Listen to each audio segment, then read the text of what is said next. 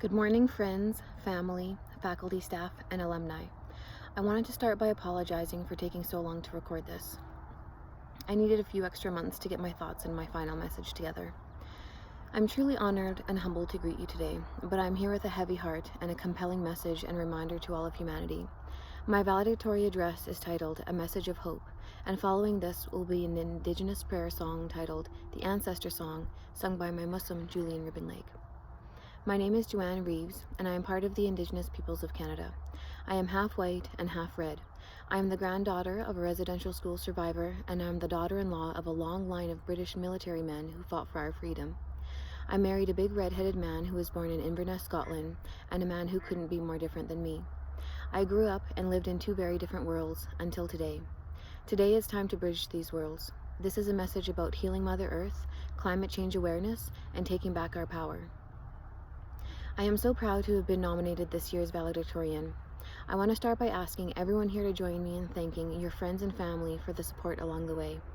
I want to send a very special thank you to my family and to my husband and 2-year-old son Emerson and my husband Tristram, who made my academic journey extra magical. Another huge thank you to my faculty supervisor, Paul Kolinek, for his guidance and support. I really had some great instructors, and I'm very thankful to have had the opportunity to be a student at Yorkville University. Lastly, I'd like to thank the Little Red River Cree Nation for continuously supporting my academic journey. My Gochum, Mary Louise Ribbonleg, was a residential school survivor. She was my best friend, and for this, I have dedicated my work and research to her loving memory. Also, as a tribute to her, my grandfather, Julian Ribbonleg, my Muslim, has kindly shared his traditional tea dance song of hope titled The Ancestor Song. One of my Gochum's classic lines was, "I'm a survivor." And up until now, I really didn't know what that meant. I didn't know that it had to do with residential school. Through the profound and enlightening postgraduate program I attended at Yorkville University, I have been able to reach a new understanding of what it means to be First Nations and Canadian. I have gone through a spiritual awakening, and I've grown as a student, as a woman, and as an Indigenous educator. I attribute a lot of this growth to discovering ways of describing my Indigenous knowledge through Western terminology such as quantum physics and energy healing. The universe is full of usable energy, and we must begin to start looking at ways to harness this energy. Nikola Tesla says himself, "If you want to find the secrets of the universe, think in terms of energy, frequency, and vibration." We must begin to change the way we think about the world and bridge modern science with ancient ways of knowing. We are facing a climate crisis, and this is not discussed enough. An Indigenous prophecy says that we are at a crossroads, and if we do not change our ways, there will be no coming back from this, and our world will be gone. Our Mother Earth and all her beings are suffering. 200 species of animals are going extinct every day, and this is expected to increase further roughly 2-fold to 5-fold over the coming decades. But there is hope. We have the power to change this and change the fate of our future. Changes need to be made, or there will be no future for my children or grandchildren to come. We have created a chaotic and destructive society. Newbuyer, the climate activist, says that we are rushing into a self-made disaster at such a rapid pace that we are at a point in history that the most self-destructive force on the planet is humanity itself. We are at a point in history that no science can guarantee you will survive this. Humanity has created an environment that is not safe for humans anymore, and we need to change this. My awakening at Yorkville has enabled me to see the importance of acknowledging the universal energy that is built into the ancient Indigenous knowledge system of this nation. There is a beauty nestled with Indigenous worldviews, and it explains that we're all connected. Now more than ever, this truth needs to be known and shared. This universal energy has been acknowledged worldwide. For example, Wong in 1951 explains this universal energy as feng shui, the traditional Chinese art and science of living in harmony with the environment. Deeply rooted in Chinese culture and Taoist philosophy, feng shui is a way of seeing and interacting with the energies of the universe.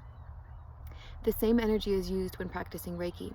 A recent study showed hospital patients who had treatments such as Reiki or massage therapy had improved health benefits, and the study revealed that Reiki improves overall well-being. At this point, you're probably wondering what your personal, mental, and physical health have to do with saving the planet. I'll explain this next. Mother Earth needs your help. We are dealing with a climate crisis and a climate revolution. Saving Mother Earth is a job for all of humanity, and this starts with one person, and that one person is you. Start awakening your mind. Look at the bigger picture of life. Become open to new ways of seeing the world. Many changes need to happen, and it starts with accountability. Accountability to the corporations and the policymakers and politicians that are allowing this to continue to happen. World leaders gathered in 2015 and had a common interest to limit global warming to below 2 degrees. This was the Paris Agreement. However, since this agreement, there have been no changes and business has gone back to usual. Let's tell the politicians what we want. We want them to uphold their word to the Paris Agreement, and we want lawmakers to begin to enforce these rules. We need to take action, you and I, the people of Mother Earth. We need to hold policymakers and industry leaders, politicians accountable for their promises. If we are to survive this catastrophe and continue to have life on the planet, we must be ready for hard work. New science has revealed that we have less than 10 years to change our ways, but there's still hope. Higher educational institutions need to begin looking at innovative practices that help meet the needs of students and society. We must start to create an open dialogue that facilitates sharing Indigenous ways of knowing. This is important because this discourse involves building a connection and a relationship with Mother Earth and all of her members. Let's start learning the Indigenous ways of life and knowing. This can only benefit us. Sharing Indigenous knowledge will help us repair Mother Earth. Healing her comes from getting to know her, and getting to know her comes from getting to know the people of the land. People of all ages, races, and genders. We are connected, and we must work together and share the knowledge that will help us survive and thrive in the future. Scientist David Braden describes a great visual example of this through his series titled The Missing Links. He talks about the human connection and relates it to a forest, and says over top you can see all of the different types of trees, plants, but if you look below the surface, you will see that all the roots are interconnected from all the different species, and so are we. This connection describes what Indigenous people have always known. Scientists are now able to prove that human emotion and energy from the heart can affect this invisible field that connects us all. For example, on the sad day of September 11th, 2001, 15 minutes after the first plane hit the first trade tower in New York City, there was 2 geocentric environmental satellites that detected a spike in Earth's magnetic field. We all remember where we were during this event, and we all remember the feelings that we had. This sad day united all nations across the globe because we were all praying for the same cause. Mother Earth's magnetic field was raised because the people on Earth, all ages and races, were filled with empathy and love for one another. It is my belief that if we can get this spike back and consistently raise Mother Earth's magnetic field and show her love, we can heal her and all her beings. I challenge you to look up the effects of grounding. This is simply walking barefoot in nature and grounding yourself to Mother Earth. A study on earthing revealed numerous health benefits after patients were hooked to the earth either through electrode patches, conductive bed sheets, or conductive floor pads. This is a free way to heal yourself, so why not start sharing this knowledge?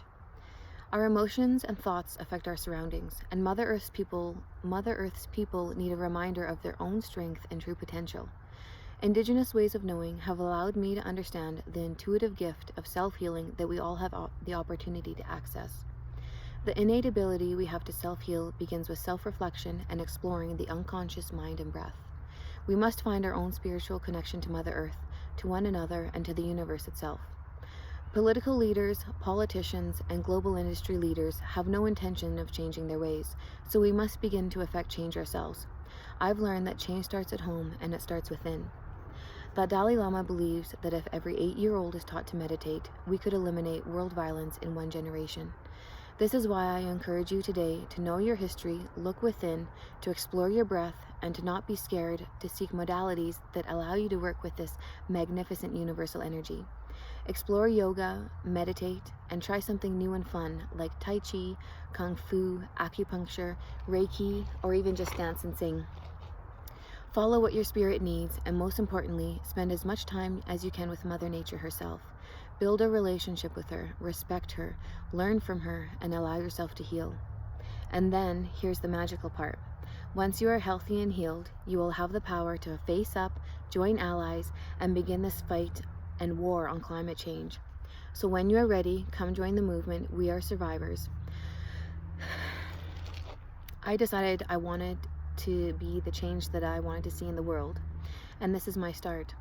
I have a list of 8 steps on ways that you can begin to work towards a climate revolution yourself. Number 1, detox. Detox your home and body. Cleansing my life started 3 years ago, and it began with watching a series titled The Truth About Cancer. Ty Bollinger and his team have some great advice and teachings on how to live a clean and toxic-free life. This step is important because toxicity lines the pineal gland, and toxins block your third eye and your ability to connect with intuition. This is an important step because this is what will guide your actions on the changes to come. There's a really good quote by Miriam Rose that I wanted to read. When we heal ourselves, we heal our ancestors from the wounds that run deep in our family. When we heal our ancestors, we heal the world from the wounds that run deep in humanity. Number 2, ask, and ask some more and you shall receive. It may sound shocking, but it is true. Ask the universe for guidance and pray for hope. It is going to take a miracle to get us out of this mess, but it's possible. Remember 9/11 and the magnetic field shift after this event. Change is possible, but we must work together. When you are of a clean mind and spirit, your thoughts become clear and the bigger picture of life is revealed. Becoming a mother was the most magical experience of my life. I changed the day my son arrived in this world, and I'm now doing everything I can to ensure hope for his future. Number 3, share the message. However you can, in any way possible. Corporations and industry leaders do not want to follow the guidelines of our ways, and they must listen to us, and they must be held accountable for their actions and the damage they have done. We must become a voice so loud enough that we can no longer be ignored. We must begin to take action and hold the global economy accountable. Look around, open your eyes. Mother Earth is in suffering. It is so clear that she's screaming for help. 16-year-old climate activist Greta Thunberg says, "Our house is on fire," and she is right. Number 4, do your research. Become familiar with this topic and encourage industry leaders to embrace new technologies and research that will help us win this battle. I commonly hear people say, "Well, I'm doing my part." And my response is, no, you're not, or we would not be in this position, and whatever you're doing is not enough. Yes, you carpool, yes, you recycle, yes, you make conscious choices, but this is not enough. You need to become a voice and share the message of how serious this issue really is. Number 5, find your tribe, no matter what age, race, or color. Create your own activist group. Research and brainstorm ideas on things you can do to help Mother Earth heal. Ask for help and band together. Let's take back our power and fix the mess that's been made.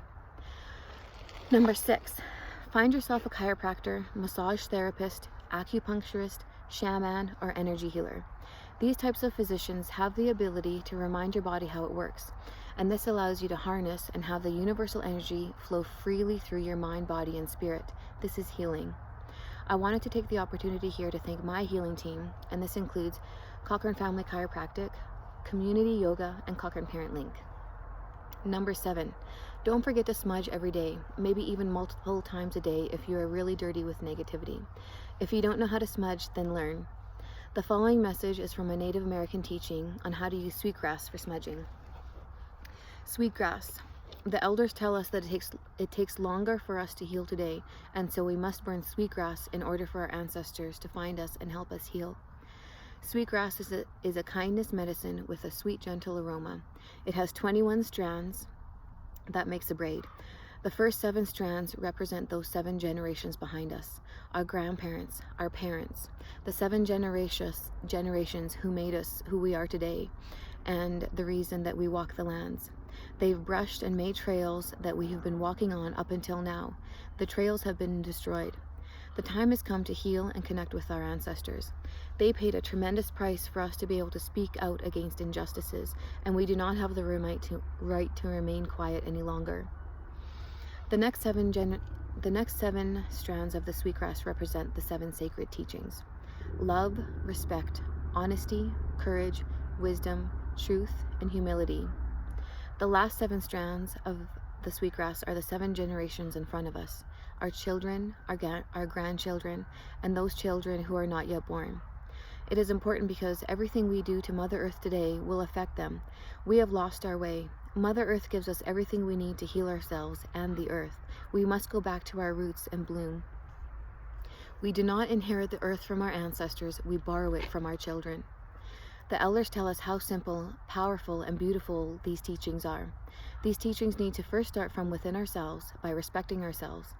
The elders tell us that the teachings need to first start from within.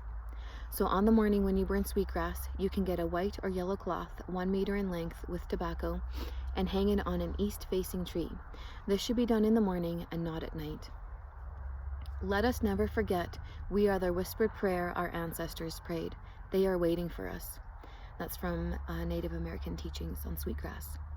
Number 8, the last tool that you need for this climate revolution is the ancestor song. Listen to this song. Ask for guidance and pray for Mother Earth's healing. Let us become allies no matter what race, color, or age. This song is not meant for dancing, it is meant for prayer, and it is meant for all of humanity. It is still possible to keep global warming below 2 degrees. There is hope, so please let's begin to work together as one race and explore the energies within the universe. This will be the most significant global transformation since the Industrial Revolution, and this is a job for all of humanity. You cannot eat money. Please join my cause and support the movement We Are Survivors. Create your own climate activist group or join Keepers of the North, and show your support by posting a #ClimateActivistSelfie on our page. Thank you for listening. Hi.